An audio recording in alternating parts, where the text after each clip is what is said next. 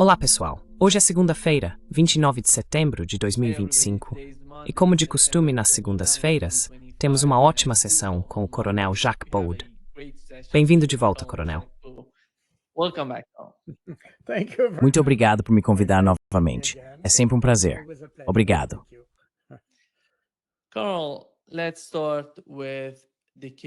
Coronel, vamos começar com o caso da Ucrânia. Nos Estados Unidos, estão falando sobre mísseis Tomahawk com alcance de 1.000 milhas, o que seria 1.600 quilômetros. E parece que a administração, de certa forma, a administração Trump está se fundindo com a administração Biden, já que vemos o mesmo tipo de políticas. Aqui está o que Keith Kellogg disse sobre a decisão deles.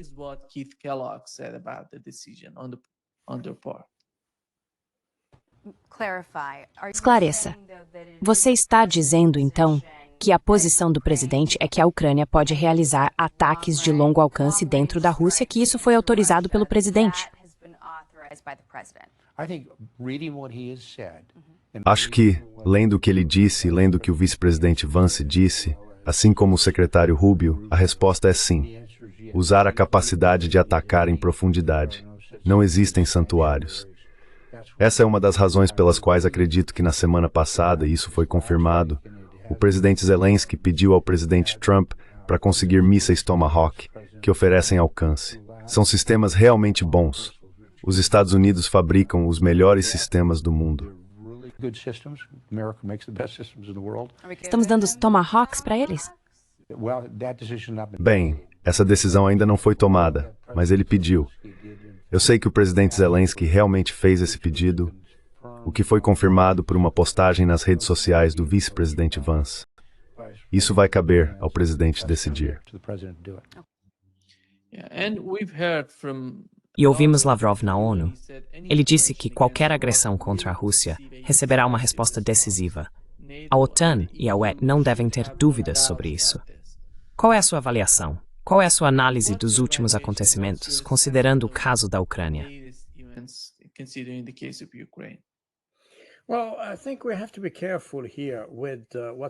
Bem, acho que precisamos ter cautela aqui com o que estamos discutindo. Em primeiro lugar, obviamente, há interpretações conflitantes sobre o que Keith Kellogg acabou de dizer sobre o Tomahawk, por exemplo. Certamente Zelensky pediu para receber mísseis Tomahawk, mas não tenho certeza de que a liderança dos Estados Unidos, assim como foi com Joe Biden, aliás, esteja pronta para fornecer esse tipo de armamento para a Ucrânia. E o problema é menos militar do que político, porque dar esse tipo de arma aos ucranianos quero dizer, tecnicamente e militarmente, provavelmente não é uma grande questão. Quer dizer, certamente é uma questão para os russos, mas eles provavelmente têm defesas e sistemas para contrabalançar isso.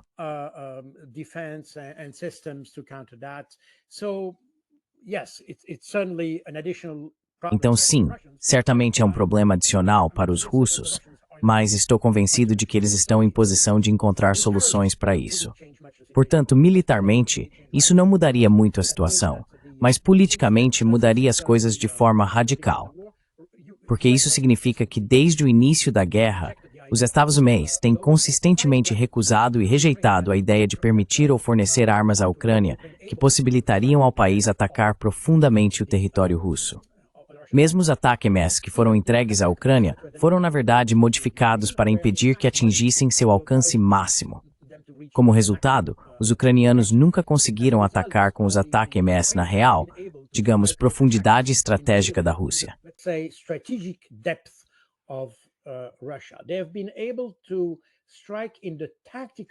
Eles conseguiram atacar em profundidade tática, e isso foi permitido pelos americanos. Isso foi, acredito, em maio de 2024, quando os russos avançaram na região de Kharkov. Então, os ucranianos pediram a capacidade de atacar a retaguarda dessas forças invasoras. Assim, foi permitido o que chamaram de caixa tática, que tinha uma profundidade de cerca de 50 quilômetros. Mais tarde, em 2024, os ucranianos tentaram obter permissão para atacar mais profundamente dentro da Rússia, mirando Bryansk, a cerca de 120 quilômetros da fronteira. Isso significa que eles tiveram que trazer o ataque muito próximo da fronteira. So that means they had to bring the attackers very close to the border.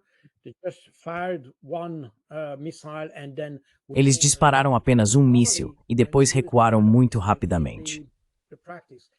Normalmente, quando se utiliza esse tipo de míssil, tanto na prática russa quanto na ucraniana, ataca-se a uma distância de cerca de 2/3 do alcance máximo do míssil, para ficar seguro contra fogo de contrabateria.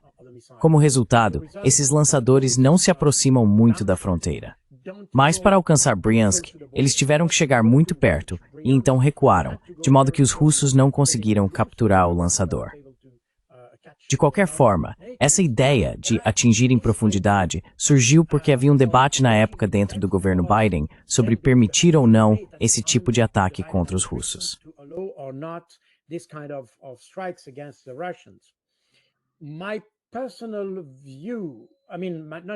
Minha avaliação da situação é que o governo Biden nunca permitiu que os ucranianos atacassem profundamente o território russo, pelo menos não na profundidade operacional ou estratégica dos russos. Na época, no ano passado, quando esses ataques contra Bryansk aconteceram, também houve algumas discussões por parte dos ucranianos sobre a aquisição de armas nucleares. Aparentemente, a abordagem naquela época envolveu Donald Trump, que então estava em campanha presidencial. Foi isso que Trump disse. Precisamos ter cuidado com o que Donald Trump disse, mas aparentemente ele foi procurado pelos ucranianos e eles perguntaram a ele sobre a possibilidade de adquirir armas nucleares caso ele se tornasse presidente.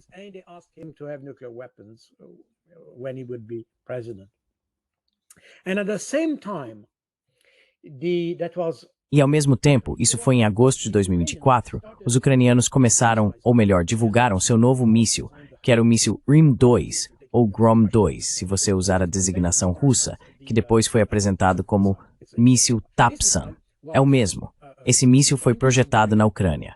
Um protótipo foi oficialmente apresentado e a intenção era produzi-lo em Dnipropetrovsk, na empresa Yuzhmash. Tudo isso aconteceu entre agosto e setembro do ano passado. Quando, no início de novembro, os ucranianos atacaram Bryansk, os russos então responderam de forma muito brutal com o míssil Oreshnik, mirando precisamente Dnipropetrovsk e a fábrica de produção da Yuzhmash em Dnipropetrovsk.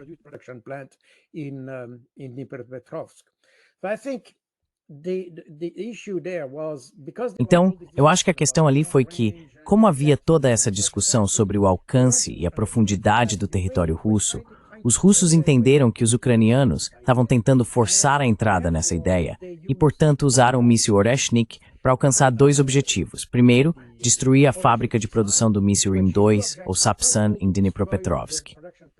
E segundo, avisar que, se fosse feita qualquer tentativa de atingir a profundidade operacional ou estratégica da Rússia, eles usariam então novas armas que são devastadoras e que basicamente nenhum sistema de defesa aérea do Ocidente pode parar. Essa foi, na minha opinião, a mensagem.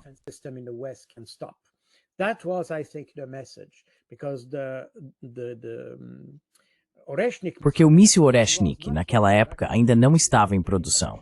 Ele começou a ser produzido ou no início deste ano ou no final do ano passado. Então os russos só queriam enviar uma mensagem. Acho que isso foi uma tentativa de evitar uma decisão sobre o uso de mísseis de longo alcance no interior do território russo. Agora, com o governo Trump, estamos em um estado constante de incerteza, porque eles dizem uma coisa e o oposto no dia seguinte. Minha impressão é que quando os americanos hoje, ou Trump, falam sobre o interior do território russo, ele tem em mente a profundidade tática do território, mas não a profundidade estratégica.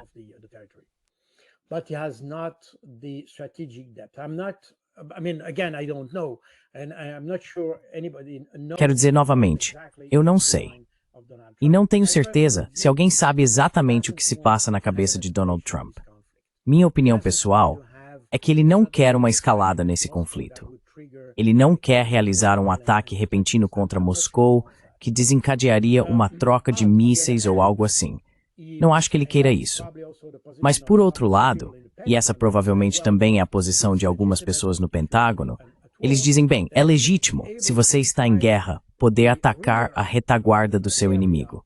E a retaguarda do seu inimigo, bem, quando está, digamos, em Pokrovsk ou algo assim, a retaguarda ainda pode estar em território ucraniano, se você quiser. rear can be still on the Ukrainian territory if you want. But if you are in Sumy, then the rear can be. Mas se você está em Sumy, então a retaguarda pode estar na própria Rússia, o que significa que... Eu entendo que novamente estamos em guerra, então a ideia de atacar a retaguarda do inimigo me parece lógica, faz sentido do ponto de vista militar. Mas como você é quem fornece, quer dizer, como os americanos são quem fornece as armas, eles também assumem responsabilidade pelas capacidades dos ucranianos. E eles sabem que os ucranianos não são, digamos, muito tímidos em atacar a população civil. Ou seja, basicamente, o Ocidente está participando do conflito. Vamos ser claros, quando você fornece armas para uma parte em combate, você faz parte do conflito. Vamos deixar isso absolutamente claro. Let's be absolutely clear about this. The French, the Germans, the British. Os franceses, os alemães e os britânicos são partes do conflito. Eles participam das operações militares, tanto aconselhando no nível de Estado-Maior com oficiais lá, quanto com forças especiais, além de fornecerem armas aos combatentes. E então toda a logística, as linhas de suprimento, incluem esses países. Você sabe quando se fornece um tanque Challenger, ou um AMH-10 RC, ou um obuseiro Khazar, ou algo assim, e também se oferece o suporte logístico para isso, reparo, manutenção e tudo mais. E munição, é claro. Então você faz parte da linha logística da Ucrânia. E quando você faz parte da linha logística, isso significa que está envolvido militar e operacionalmente. Então é absolutamente, eles estão dando tudo para eles. Inteligência, alvos, sabe tudo. Sim, sim, sim. Eu sei que isso vem como um acréscimo. Mas quero dizer, sabe, há uma diferença, porque os franceses argumentaram que fornecer armas a uma parte pode não ser considerado como ser parte ou parte interessada no conflito. E isso é verdade. Quero dizer, se você fornece, digamos, se os Estados Unidos fornecem armas para a Itália, e daqui a 10 anos a Itália se envolve em um conflito, não se pode dizer que os americanos fizeram parte do conflito. Quero dizer, eles forneceram as armas 10 anos antes. E isso é lógico, isso faz sentido. Mas quando você está no conflito e você entra no conflito para fornecer armas, e você fornece o apoio logístico, e você fornece tudo que permite ao seu aliado, essencialmente lutar, você faz parte do conflito. To fight, you are part of the conflict. There's absolutely no question about this. I mean, I think Não há absolutamente nenhuma dúvida sobre isso. Quero dizer, acho que os russos são extremamente pacientes porque poderiam atacar qualquer objetivo na França. Quero dizer, qualquer objetivo militar na França. Na minha opinião, em relação ao direito internacional, não haveria absolutamente nenhum problema. Vamos deixar isso claro. E o mesmo se aplica aos Estados Unidos. Quando você fornece armas a um inimigo em combate, você faz parte do conflito. É isso. Esse é o contexto, por assim dizer. Mas agora, quando ouvimos essa conversa sobre profundidade, acho que a maioria das pessoas hoje entende que é possível atacar os russos em sua profundidade tática. Isso significa algo entre 30 e 60 quilômetros dentro da base, atrás da linha de frente, digamos assim, atrás da linha de frente. behind the front line. Let's put it that way. Behind the front line. And that's probably something that would be accepted. E isso provavelmente seria algo que seria aceito. O problema é que a Ucrânia, como eu disse antes, tende a atacar alvos que não são objetivos militares. Você sabe, os russos fizeram um esforço para que toda a retaguarda operacional, por assim dizer, ou seja, a logística e os suprimentos para suas tropas de combate, tudo isso esteja em território ucraniano. Quero dizer, no antigo território ucraniano. Obviamente, você tem as fábricas de produção e tudo isso na Rússia, mas a essência da parte operacional da logística está em território ucraniano, ou seja, novamente no antigo território ucraniano. Meaning that, the former Ukrainian territory. Meaning that if the Ukrainians would be consistent. Ou seja, se os ucranianos fossem coerentes com o que querem alcançar, eles atacariam esses objetivos. O problema é que esses alvos estão fortemente defendidos pelos sistemas de defesa aérea muito poderosos dos russos.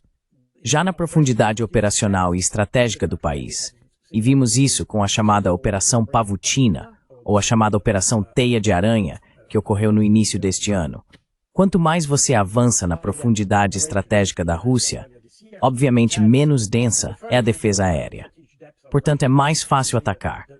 Obviamente, áreas como grandes cidades e provavelmente locais de importância estratégica, como fábricas, usinas de energia e coisas do tipo, provavelmente estão fortemente protegidas.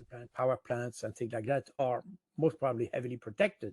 But for the rest, obviously, in a huge territory, Mas no restante, obviamente em um território enorme como a Rússia, é muito fácil escolher um alvo, especialmente civis, e destruí-lo. E é isso que temos visto na prática. Vimos que os ucranianos têm dado ênfase à destruição de alvos civis sem nenhum impacto na situação no terreno, quero dizer, na própria Ucrânia. Como vimos com os ataques à Crimeia, por exemplo, os ucranianos têm mirado objetivos civis sem absolutamente nenhum impacto na situação dentro da própria Ucrânia. Ataques à ponte da Crimeia, por exemplo, que é obviamente um alvo muito simbólico, mas se você analisar do ponto de vista militar, não há absolutamente nenhum valor militar nisso. There's absolutely no military value to that. It's a civilian objective. And that was even É um alvo civil. E isso foi reconhecido até mesmo pelos Estados Unidos, pelos britânicos, e até os ucranianos reconheceram que a ponte da Crimeia não tem mais nenhuma importância militar. Portanto, quando você começa a atacar alvos pelo seu valor simbólico e com o objetivo de gerar descontentamento na população russa, ou seja, você mira na população russa para que ela tenda a pressionar o governo e dizer, bem, parem. E é exatamente isso, aliás, que o Zelensky acabou de dizer em uma postagem, onde ele quer criar motins por fome. Desculpe, acho que não estou muito acordado hoje. Motins por fome e coisas desse tipo, entende? Hunger riots and things like this, you see? So what Zelensky tries to do is O que Zelensky tenta fazer é criar distúrbios civis dentro da própria Rússia. É por isso que eles tentam atingir alvos civis. Tivemos em várias ocasiões na Operação Pavlutina, um exemplo claro, alvos que não têm impacto na situação na Ucrânia, mas que servem apenas para desestabilizar a situação na Rússia e criar uma espécie de divisão entre a população e o governo, para gerar essa instabilidade, por assim dizer. Também tivemos o exemplo do ataque terrorista contra o Crocus Entertainment Center, perto de Moscou. Isso foi no final do ano passado. Então esse é um problema com os mísseis de longo alcance. So that's a problem with the long range missile. And that's the reason why I think E é por isso que eu acho que a administração dos Estados Unidos, na minha opinião, provavelmente está muito relutante em fornecer uma arma que permitiria aos ucranianos atacar cidades como Moscou ou outras, mesmo que Moscou certamente tenha a capacidade de se defender e se proteger contra esse tipo de ameaça. Ainda assim, seria um sinal político ruim por parte dos Estados Unidos. Então sou um pouco cético em relação ao que Keith Kellogg disse. E acho que provavelmente, se não o establishment político, o establishment militar dos Estados Unidos está provavelmente um pouco mais consciente das consequências de fornecer tais armas aos ucranianos. Portanto, tendo a achar que é provavelmente mais retórica neste momento do que uma ameaça real. Essa é a minha opinião pessoal.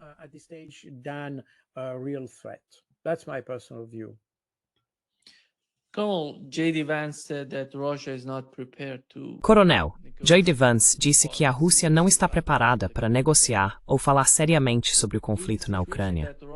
Com a situação em que a Rússia se encontra agora, eles realmente têm a vantagem na Ucrânia.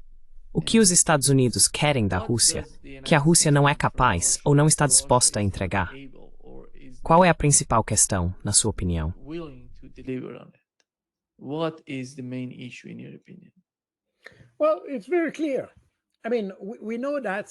Bem, está muito claro.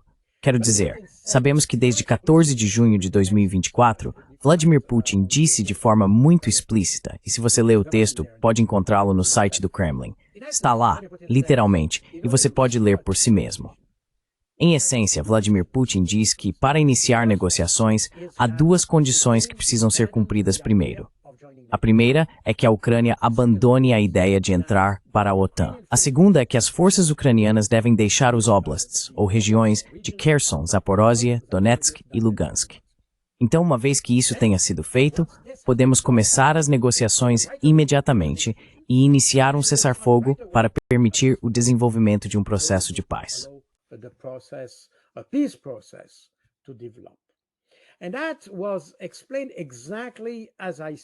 E isso foi explicado exatamente como eu disse no dia 14 de junho de 2024.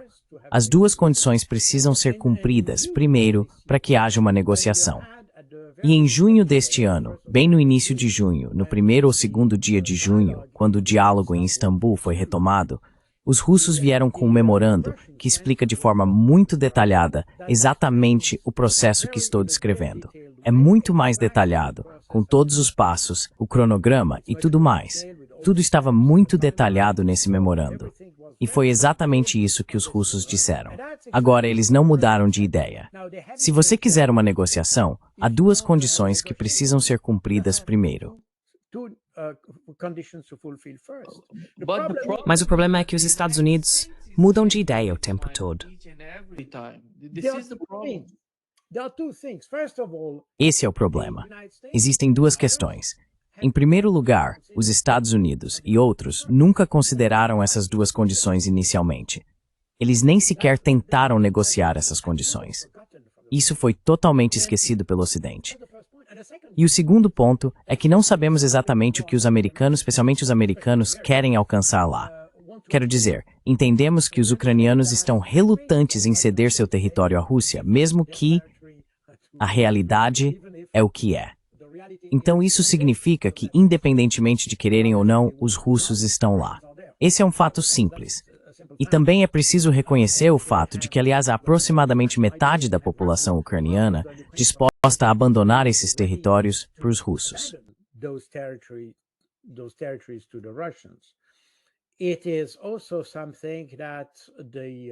Isso também é algo que o plano de Keith Kellogg, de fato, abriu caminho, porque ao reconhecer o fato de que algum território deve ser abandonado para os russos, esse próprio fato já é um pequeno passo adiante, por assim dizer.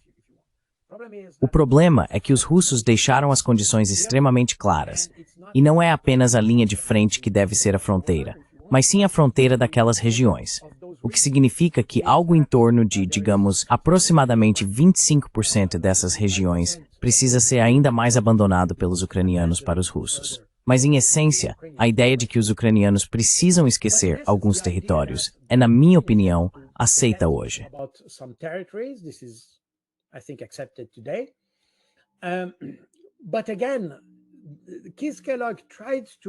Mas, novamente, Keith Kellogg tentou dar um passo na direção dos russos, mas nunca foi além. Porque, mais uma vez, o problema é que os russos... Lembre-se de que os russos foram, de fato, enganados nos acordos de Minsk 1 e 2. E depois também foram enganados em abril de 2022. Você sabe, em março ou abril de 2022, quando os ucranianos fizeram uma proposta, em meados de março de 2022, eles fizeram uma proposta aos russos, que incluía a retirada de todas as tropas russas da Ucrânia em troca de não entrar na OTAN. E ainda restavam algumas discussões sobre Donbass e Crimeia. Mas, em essência, os russos teriam deixado os territórios ucranianos.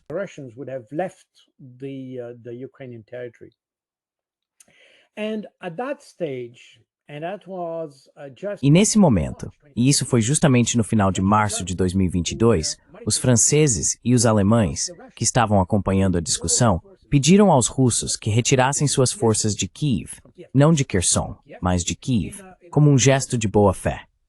E como a discussão estava indo na direção certa, e as propostas apresentadas pelos ucranianos eram satisfatórias para os russos, e tudo indicava que estávamos avançando no caminho certo, os russos disseram, ok, como sinal de boa-fé, vamos manter nossas forças da região de Kiev.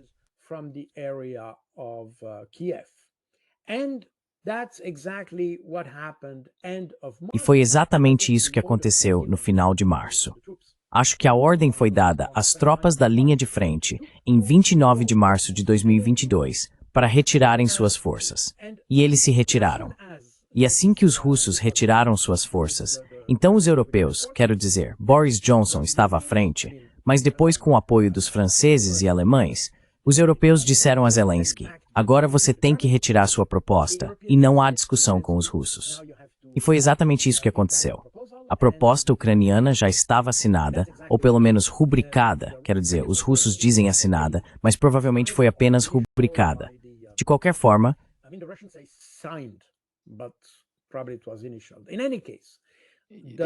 Eles disseram que a delegação ucraniana havia assinado o documento. sim. Quem mostrou os documentos aos líderes africanos? Exatamente. Exatamente. Precisamente. O lado ucraniano havia assinado o documento e os russos estavam prestes a assinar. Mas então ele foi retirado, e por isso os russos perceberam que haviam sido enganados, porque tudo foi usado pelos europeus para fazer com que os russos retirassem suas forças de Kiev. E uma vez que os russos cumpriram, tudo desmoronou. Então hoje, os russos não serão enganados novamente. E eles dizem, com base na experiência, não vamos fazer nenhum gesto de boa vontade ou algo do tipo antes. Ou vocês cumprem nossas condições ou não.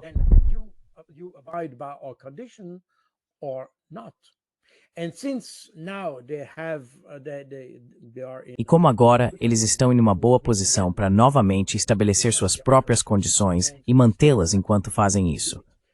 Mas é muito importante entender, porque já os enganamos antes, os russos não estão mais dispostos a serem levados na conversa. Agora eles dizem, ok, já fizemos isso no passado, agimos de boa fé, tentamos acreditar no que vocês diziam, vocês nunca concordaram, vocês não agiram de boa fé conosco. Lembre-se do acordo de Minsk ao qual os russos aderiram. E também é importante lembrar às pessoas que o acordo de Minsk não era um acordo entre Kiev e Moscou. Era um acordo entre Kiev e as duas repúblicas do Donbass, e Moscou era apenas o garantidor do lado do Donbass.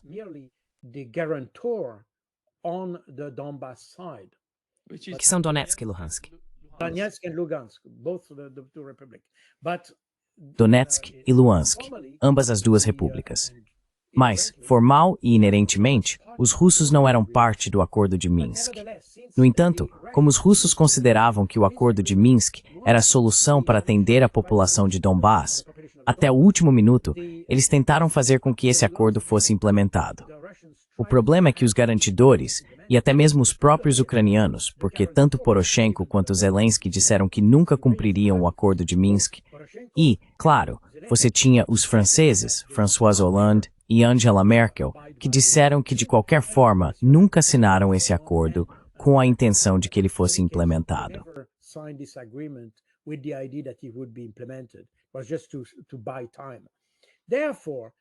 Foi apenas para ganhar tempo.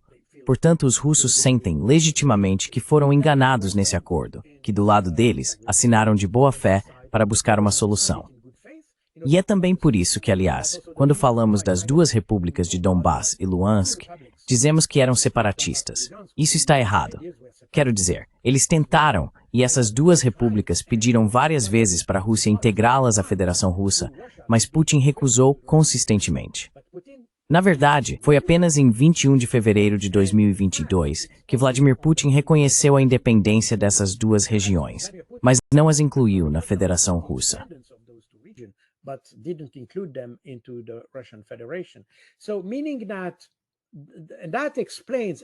Então isso explica e demonstra o fato de que, para os russos, eles contavam com o acordo de Minsk para resolver o problema. Eles queriam uma solução política para a crise, não queriam uma solução militar. Mas como essa solução política foi consistentemente recusada pelos ocidentais, entramos no conflito. E os russos tiveram a sensação de terem sido enganados nisso. Exatamente o mesmo aconteceu em março de 2022, com o primeiro acordo de Istambul. Portanto, hoje os russos dizem, de jeito nenhum. Agora estabelecemos nossas condições. Estas são as condições. Ou vocês aceitam ou continuamos como planejado. E essa é a fraqueza do governo dos Estados Unidos. Não tem entendido isso.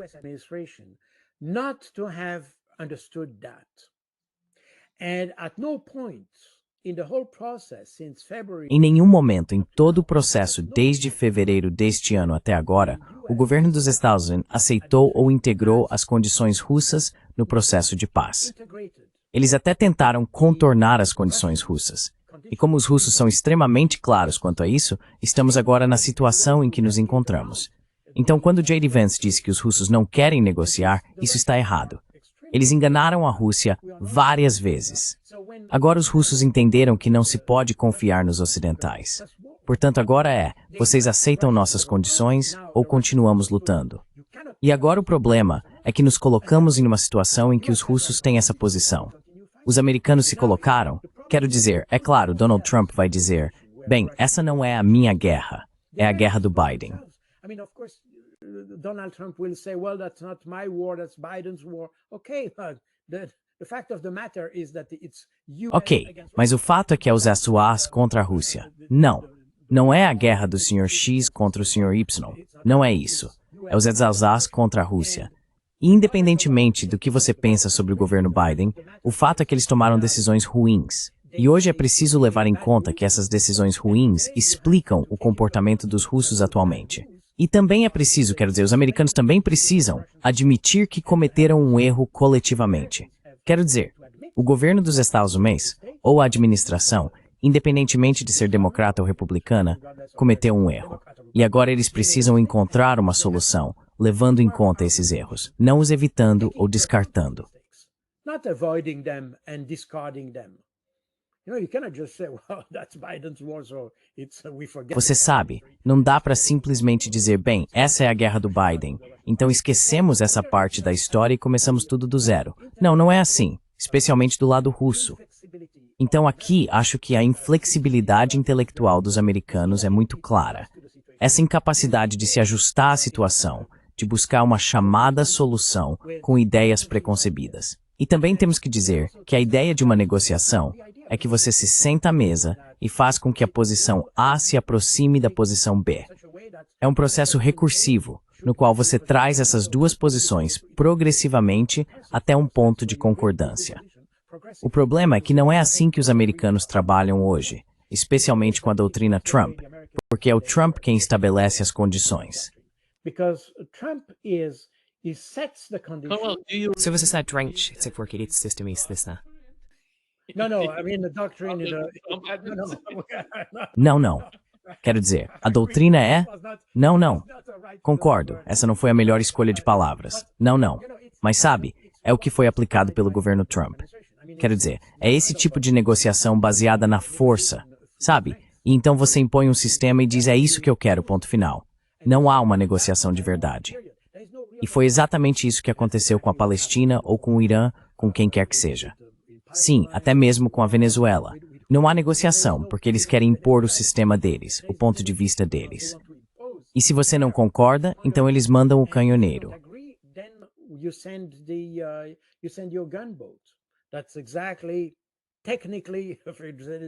Exatamente. Tecnicamente, Venezuela e Iêmen são exatamente isso. Essa é a chamada diplomacia do canhoneiro que costumávamos ter no século XIX. Ou seja, você tenta impor uma solução. Se eles não concordam, você simplesmente envia sua marinha ou o que for para forçar o seu, não parceiro, mas digamos seu adversário, a aceitar a sua solução. E não uma solução que funcione para ambos os lados. Sabe, uma boa negociação, costumávamos dizer na Suíça que a ausumentiatação is the mainest dintemoriguthint insatisfeities. The two parties should be equally unsatisfied. Sim. That's where you have a good treaty. When both parties are... É assim que se faz um bom tratado. Quando ambas as partes não estão 100% satisfeitas, isso é um bom tratado. Mas da mesma forma, não se trata de uma parte impor uma solução à outra. É preciso fazer concessões dos dois lados. Mas se você já começa dizendo, sim, não haverá concessão do meu lado, então você tem esse problema. E o problema é que os americanos de fato empurraram os russos para uma situação em que eles dizem, bem, já fizemos concessões no passado, mas como vocês nos enganaram, hoje, a menos que vocês façam concessões muito significativas, não vamos mudar de ideia. Portanto, agora, e como os russos estão vitoriosos no campo de batalha, é mais fácil para eles dizerem isso. E o Ocidente agora está preso em sua própria narrativa, em suas más práticas, na ausência de estratégia, na ausência de doutrina, provavelmente mais ausência de estratégia do que de doutrina.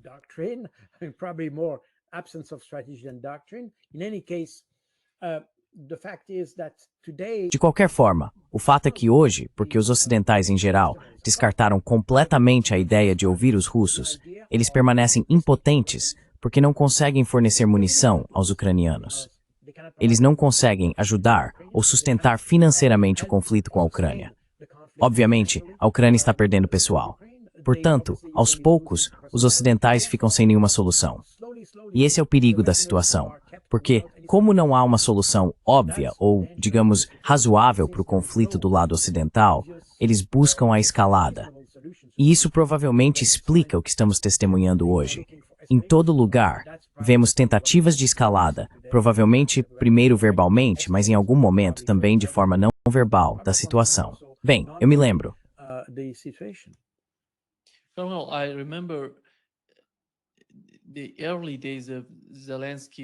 Nos primeiros dias da presidência de Zelensky, ele estava sentado à mesa com Vladimir Putin, conversando sobre o acordo de Minsk. E ele estava rindo de Vladimir Putin. Sobre o que ele estava falando. Ele sabia que tudo era uma farsa, e é por isso que ele ria naquela época. Nós não sabíamos muito sobre isso, porque foi antes de François Hollande e Angela Merkel virem a público e falarem sobre o assunto. Mas se você olhar para a Ucrânia, Donald Trump diz que, de acordo com a narrativa do governo Trump, a guerra na Ucrânia nunca poderia ter acontecido sob sua administração. Eu acho isso totalmente falso, porque se você olhar para Zelensky, quem é Zelensky? Quem o levou ao poder? Ele é judeu.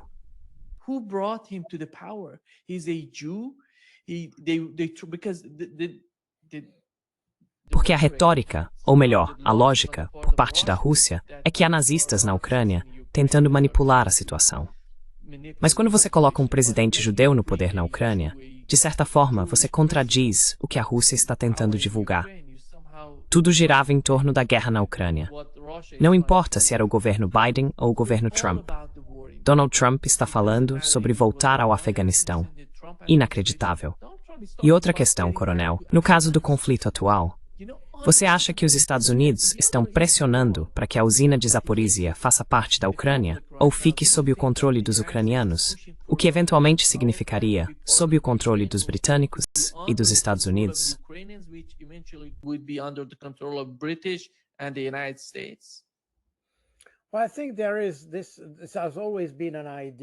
Bem, eu acho que essa sempre foi uma ideia, ou talvez não exatamente isso, mas acredito que a usina nuclear de Zaporizhia tem sido praticamente mantida como refém pelos ucranianos desde o início. Já vimos isso em 2022, porque ao bombardear e atacar a usina nuclear, você poderia de certa forma chantagear a Europa com isso. Eles dizem, bem, se os russos estão lá, isso cria instabilidade e toda a Europa pode ser ameaçada por um problema nuclear. E é por isso que os ucranianos, desde o começo, acho que as primeiras tropas russas chegaram ao local em 5 de março de 2022. Posso estar enganado, mas acho que foi mais ou menos nessa data. Tem agido dessa forma.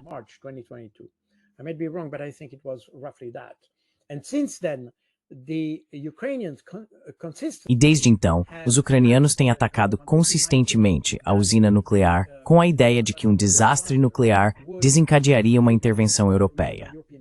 Em um determinado momento, pouco antes de tentarem envolver a IAEA, surgiu essa ideia, proposta pelo menos por Zelensky e alguns países europeus, de criar uma zona desmilitarizada ao redor da usina nuclear que seria ocupada, por assim dizer, por forças europeias.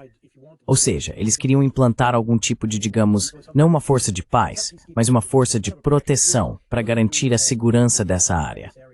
Dependendo do tamanho dessa área, isso criaria a oportunidade para que os ocidentais tivessem uma base no conflito.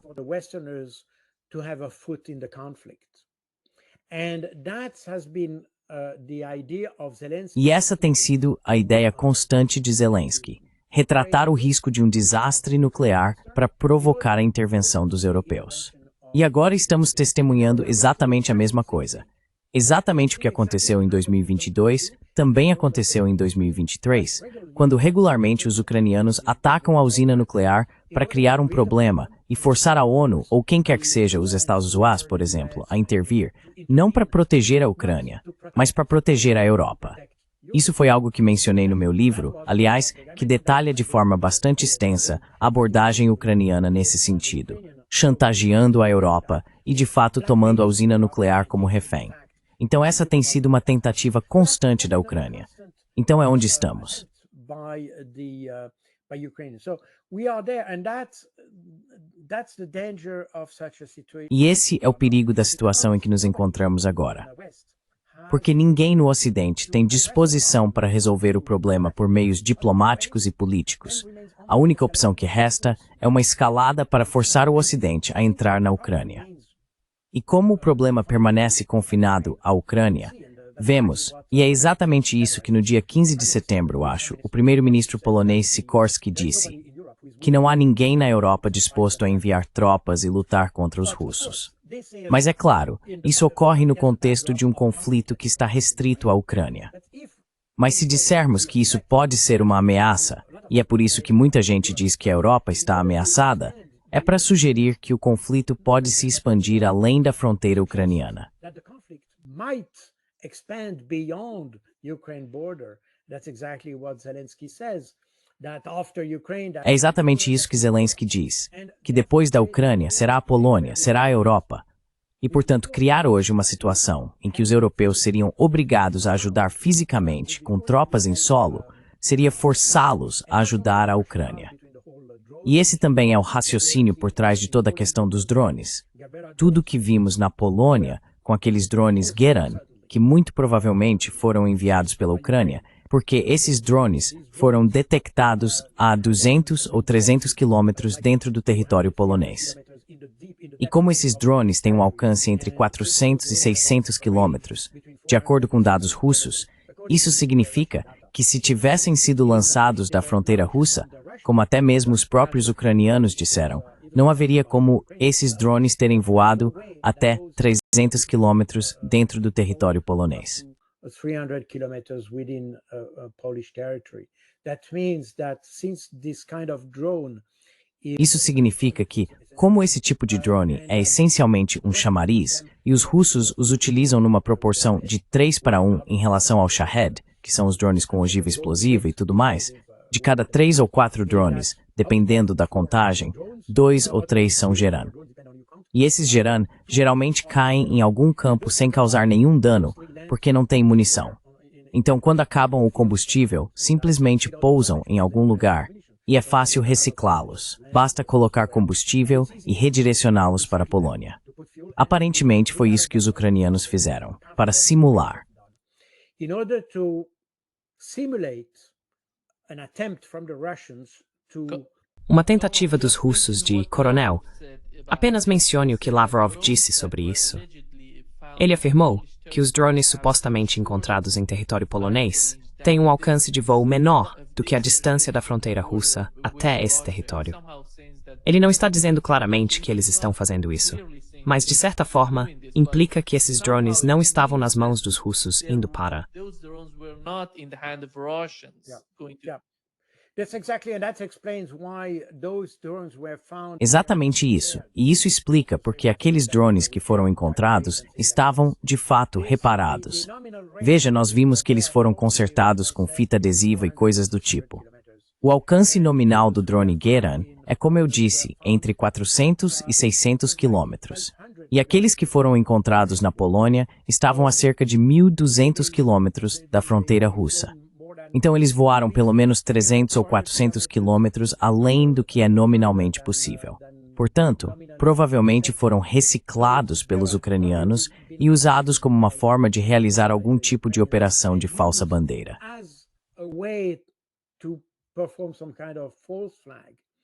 And that's, in fact, explains. E isso, de fato, explica ou pode explicar, porque não sabemos exatamente se é verdade ou não. Mas esse relatório fornecido pelos serviços de inteligência húngaros, que também foi divulgado por Maria Zakharova, a porta-voz do Ministério das Relações Exteriores, disse que aparentemente os ucranianos estão preparando uma operação de falsa bandeira usando drones, Shahed reciclados com ogivas explosivas, para enviá-los a algum lugar na Polônia, Romênia ou em outro lugar, a fim de simular. Isso é a Dinamarca. O mesmo objetivo? Não. Acho que a Dinamarca é algo bem diferente. O que acontece na Dinamarca, provavelmente, é algo mais próximo do que vimos em Nova Jersey no ano passado. Você se lembra que também tivemos aqueles drones voando por toda parte, ao redor de aeroportos, e por semanas todo mundo estava perseguindo drones. É o Irã, está fazendo isso. It's Iran is doing this. Era iraniano, era chinês, era russo, era de tudo. E no fim das contas, descobriu-se que eram drones das forças de segurança que ninguém conhecia. E agora parece que temos a mesma situação. Na verdade, foi relatado pela polícia dinamarquesa que os primeiros avistamentos que ocorreram perto do aeroporto de Copenhague foram no dia 22 ou 23 de setembro, algo assim. De qualquer forma, houve esse alerta próximo ao aeroporto de Copenhague, e isso foi retratado no Ocidente e na mídia ocidental como o primeiro ataque. Na verdade, foi definido como um ataque pelos russos e a primeira tentativa de guerra híbrida, ou algo do tipo. Mas a polícia dinamarquesa disse que, na verdade, provavelmente era uma aeronave ultraleve fazendo algum tipo de voo de treinamento e que foi confundida com um grande drone.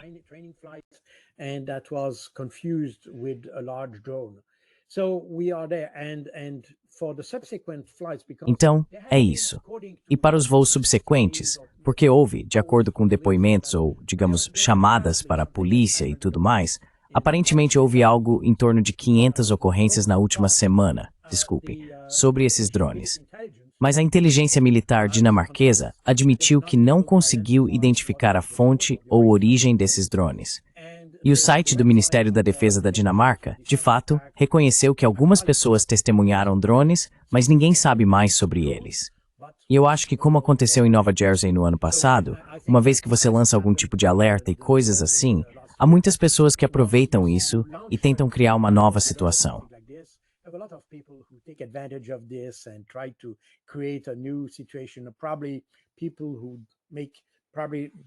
Provavelmente pessoas que fazem, eu usaria a palavra piadas, mas provavelmente não é uma piada. Elas estão tentando agravar a situação, provavelmente por diversão ou por comportamento irresponsável e coisas do tipo. Provavelmente isso. Mas não há nenhum sinal de que os russos estejam envolvidos nisso. Você sabe, essa área onde fica a Dinamarca, que na terminologia da OTAN é chamada de Baltop, não Baltop, mas Baltap, as abordagens bálticas. E é aí que fica a ilha de Bornholm, perto de onde ocorreu o incidente com o Nord Stream, sabe? O sabotagem do Nord Stream. Essa área é a única passagem para submarinos russos chegarem ao Atlântico.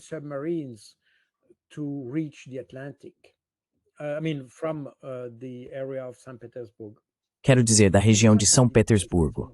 Não é o único lugar, mas é um dos lugares pelos quais eles precisam passar se quiserem chegar ao Atlântico. Portanto, é uma área fortemente monitorada e há uma vigilância eletrônica extensiva nessa região, tanto subaquática quanto aérea. Essa área, inclusive, bem, todos os países que fazem fronteira com essa região, Noruega, Suécia, Alemanha, Dinamarca, de subaquáticas, de superfície e aéreas nessa.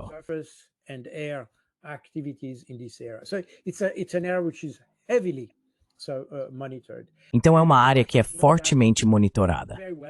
E os russos sabem disso muito bem, porque eles usam, quero dizer, recentemente houve esse caso com o Ilyushin 28M, que é uma aeronave de inteligência eletrônica que monitora atividades eletrônicas na região, o que significa que os russos sabem exatamente quais são as capacidades da OTAN em termos de vigilância e monitoramento nessa área. Portanto, eles não precisam enviar drones para lá para testar a Dinamarca. Eles sabem exatamente. Desde os anos 1980, o ponto que desencadeou esse esforço de vigilância por parte da OTAN foi quando houve aquele submarino soviético que ficou encalhado na costa sueca.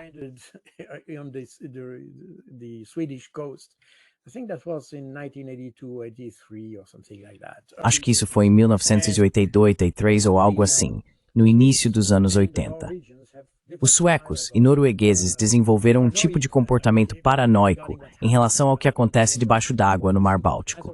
Como resultado, eles criaram um sistema de monitoramento extensivo com todos os países ao redor.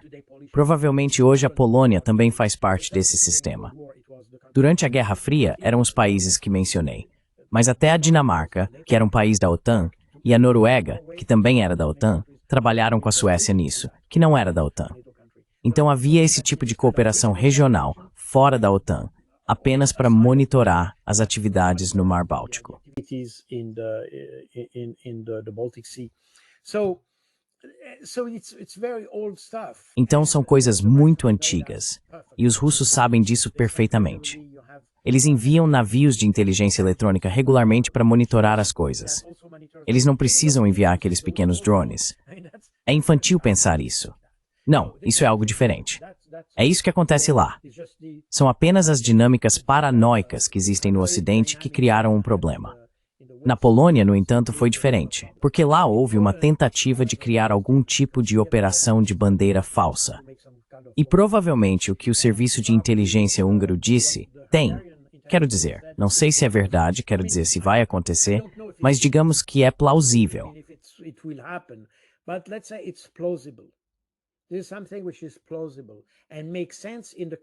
Isso é algo plausível e faz sentido no contexto atual, porque agora você tem, se olhar do ponto de vista ucraniano, em agosto deste ano, Donald Trump decidiu que não forneceria mais fundos para a Ucrânia, ou seja, ele apoiaria com armas, mas a Ucrânia ou os países ocidentais teriam que comprar essas armas.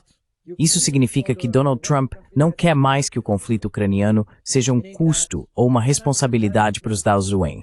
Tem que ser uma fonte de receita. Isso transforma o conflito em negócio. Então é isso.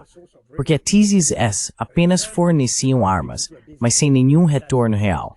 Provavelmente um retorno político. Quer dizer, era isso de senhor de esperar. Probably a political one. I mean, that's what they expected. I'm not sure they got it. In any case, that was the idea. De qualquer forma, essa era a ideia. Eles forneciam armas sem retorno real. Mas agora Trump decidiu mudar isso. Claro, ele é um homem de negócios. Portanto, ele transformou a guerra em um negócio. Então ele vende as armas. Esse é o primeiro ponto. O segundo é que no início de setembro, o governo Trump decidiu parar de financiar a Iniciativa de Segurança do Báltico, que é uma iniciativa criada para apoiar o fortalecimento das forças nos estados bálticos e na Polônia. Quero dizer, não sei exatamente qual é a relação entre a BSI, a Iniciativa de Segurança do Báltico, e a Polônia. Mas o fato é que os Estados Unidos não querem mais financiar o fortalecimento dessas forças, e por um bom motivo.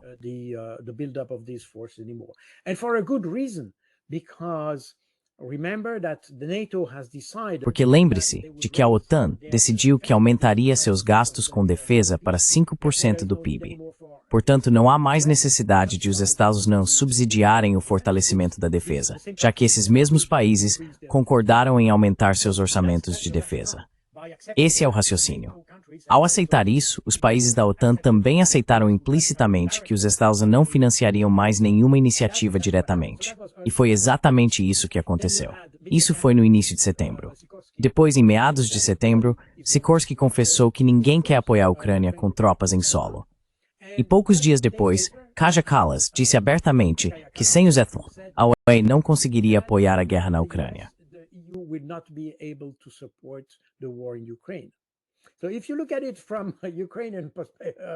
Então, se você olhar do ponto de vista ucraniano, do ponto de vista do Zelensky, você diz, bem, os Estados Unidos estão se retirando, não pagam mais por nós, não pagam mais pelos Estados Bálticos e pela Polônia, e ninguém quer enviar tropas para nos apoiar.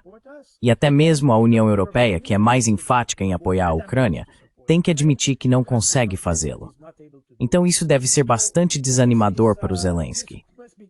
E qual é a reação? Quero dizer, as opções ali são escalar o conflito e criar uma situação em que o Ocidente seja simplesmente obrigado a intervir, em que eles não tenham mais escolha. E é exatamente isso que está acontecendo hoje com toda essa ideia de falso. E é por isso que eu acho que a ideia de bandeira falsa. E provavelmente também é por isso que os húngaros e os russos alegaram que isso aconteceria.